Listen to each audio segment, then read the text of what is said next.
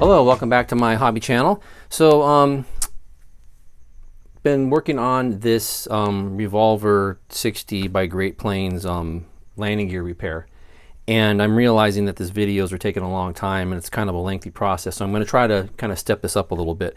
So I did some stuff off camera, and then I'll just kind of share what I did. So one thing I did is I'm going to do away with the landing gear that comes with the ARF kit. It's kind of flimsy. Obviously it's two pieces, and I thought, why go through all this work and just put on the same kind of junky landing gear that they give you. So what I did is I ordered this Dubrow 60 size landing gear, which is one piece. It's flexible. It's got a wider base if you look at it compared to the one that came with the kit with the ARF. Is that the base or the footprint of the landing gear where it attaches onto the fuselage is a lot wider, and then again also it's not the base and the wheels, the axle is perpendicular to each other instead of being kind of offset and backwards like the one that comes with the kit.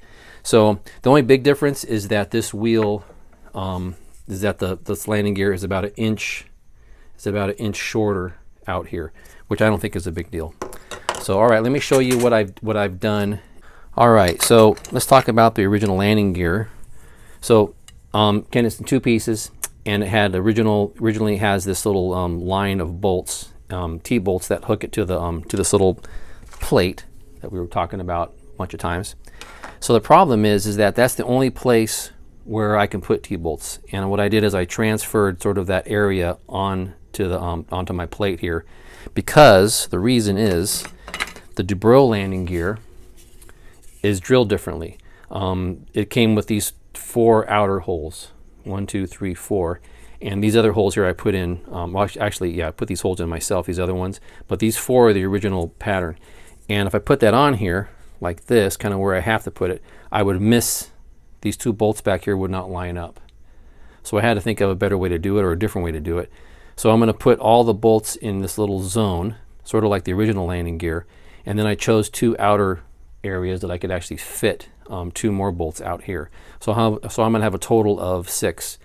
And what I did is in this little beam that I put across here when I was reinforcing this, I was able to get some smaller T-nuts and mount them underneath here.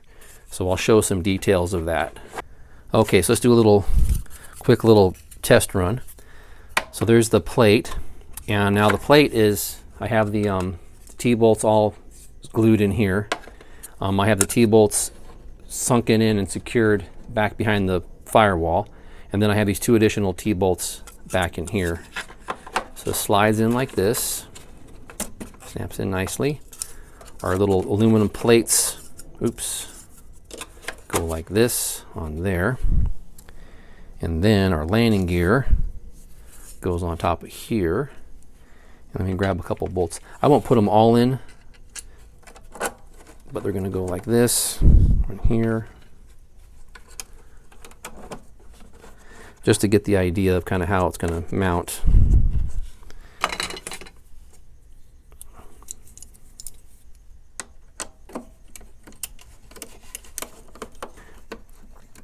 Now I'm going to have washers and everything on here when I do the final construction. I'm just putting this on here to see what it looks like. So there's going to be 2 more here of the big ones. I won't put those in, and then I have these little bit smaller ones that are going to. Oops, that's a screw. Oh, no, that's right. That's correct.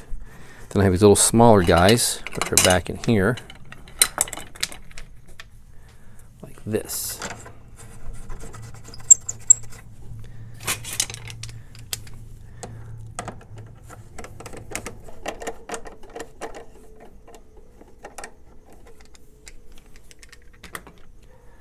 Okay, so that's basically how it's going to mount.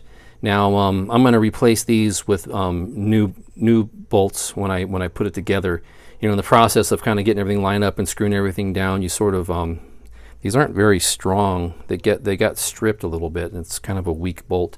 But anyhow, so what you can see here is that I'm going to have, these are two of the main bolts. There's also going to be 2 of those same ones right here, and then these guys in the back, and then of course we're going to have the 4 up in the front. And that's really strong. I mean, I can tell right now that's super strong.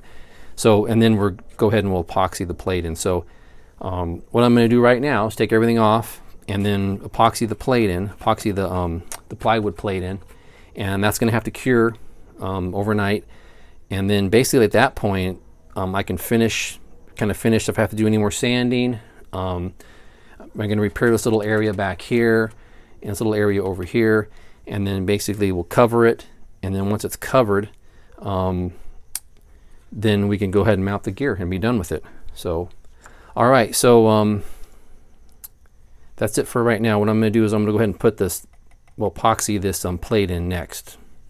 Okay, well here are the T-bolts set in the in our plywood plate, and I just put some CA glue on them right now just to kind of hold them in place, and then I'm going to epoxy those later.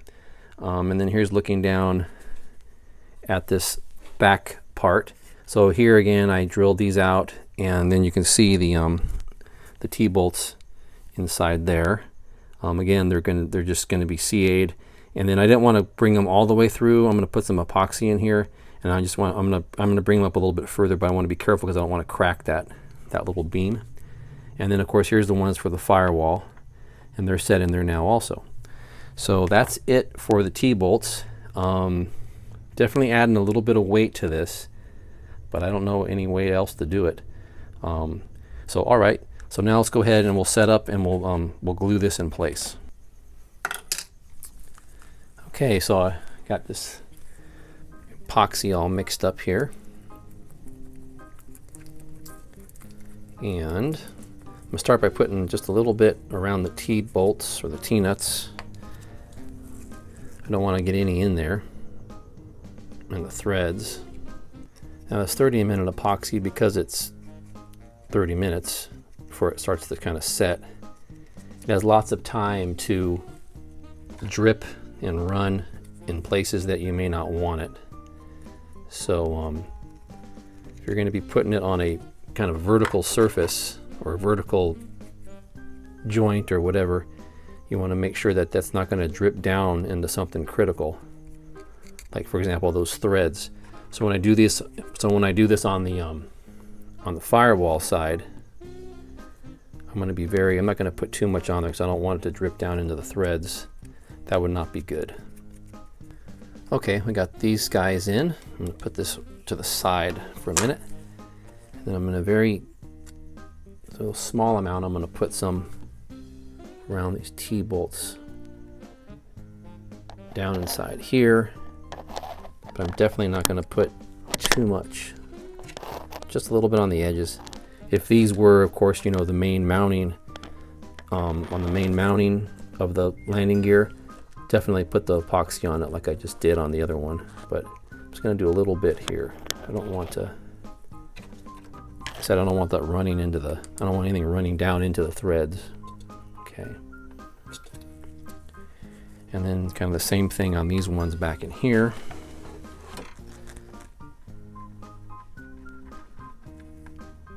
I put these little blue pieces of tape, they're just small little pieces of tape on the, just to cover the threads so that I don't get any epoxy in there while I do this.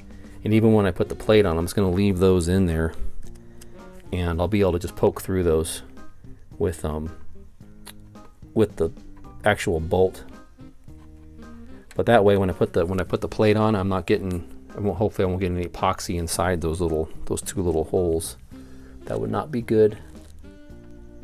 The other thing too is that this thing is open from the top, so I can go back and put epoxy from the top side down.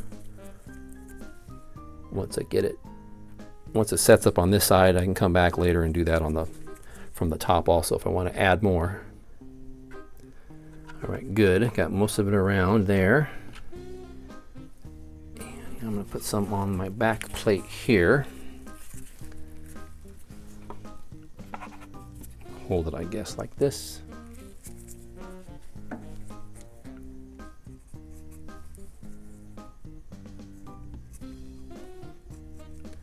If landing gear breaks off after all this, then I'm going to be very disappointed.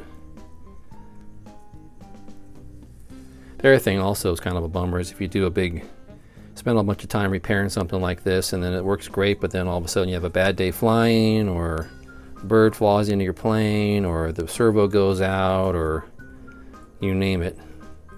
Then all of a sudden all your hard work doesn't matter. But we won't think that way.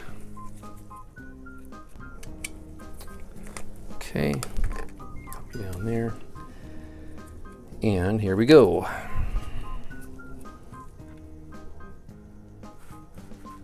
Ooh, it's already getting kind of thick. Okay. Let's clean it up.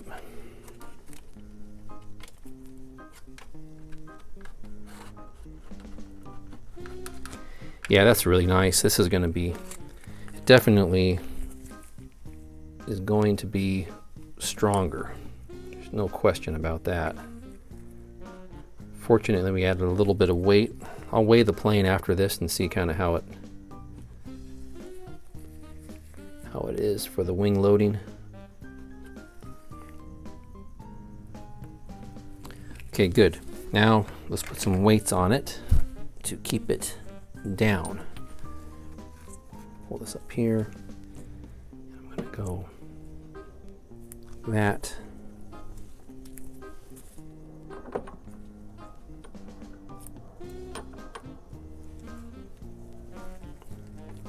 I think it can pop up.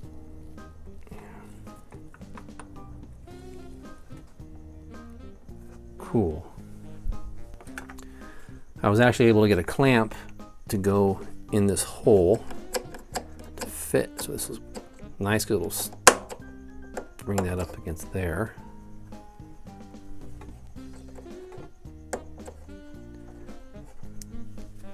Guess that's good. Hold on a second here.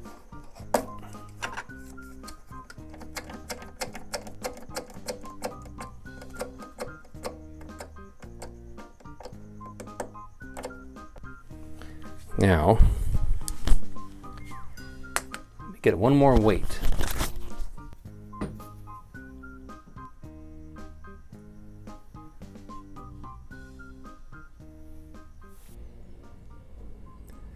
Okay, we're back. Let's see how this turned out. Pull this off of here. I'm not sure I can get this. There we go.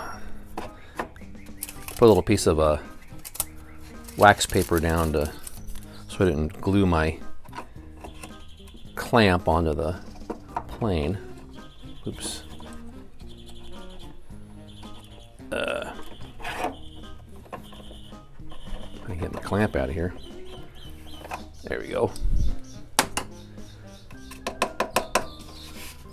All right, that's in there really well. Okay. Cool. Okay, so I'm going to take a look on the inside. Well, actually, I tried to look, and you actually can't see it from here. If I took the fuel tank out, I would be able to see it because it's basically below the fuel tank. So, all right, so that's good. So right now, the next step is I'm going to paint the landing gear, and then we'll do some covering and do some little minor repairs of the other areas, and we should be pretty close.